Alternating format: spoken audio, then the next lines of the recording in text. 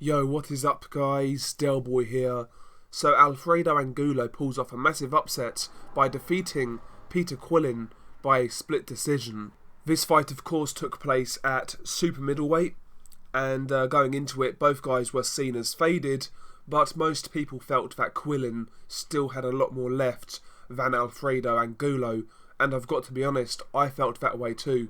I felt Angulo would be beaten fairly decisively here.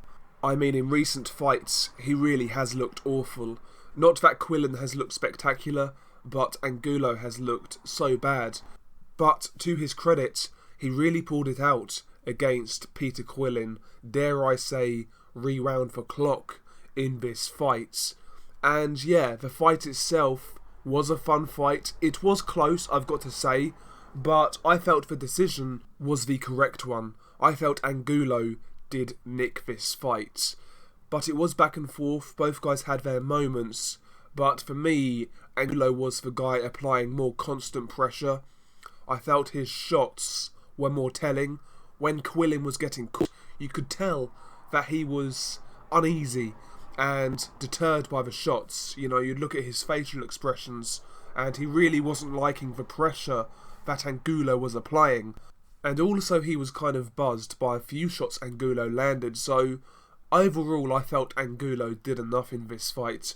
Not that Quillin didn't win rounds or didn't have success, he landed some good shots, but for me, Angulo was the guy who was fighting harder, applying more pressure, and ultimately I felt he'd done enough to get the win. Now, where do both fighters go from here? We'll start with the loser, Peter Quillin. He just needs to retire. He himself in this fight looked jaded, past it, you know, used up basically. He looks like he's got nothing left. He was getting buzzed up in this fight, took a lot of punishment.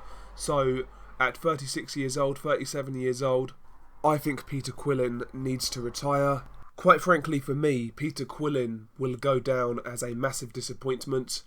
He always looked good on the come-up to me.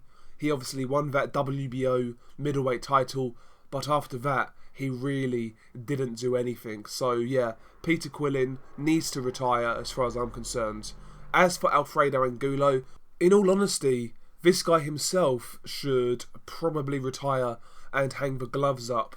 Ultimately, he's 37 years old, had a really tough career, he's taken some beatings, and, you know, sticking around for much longer could be detrimental.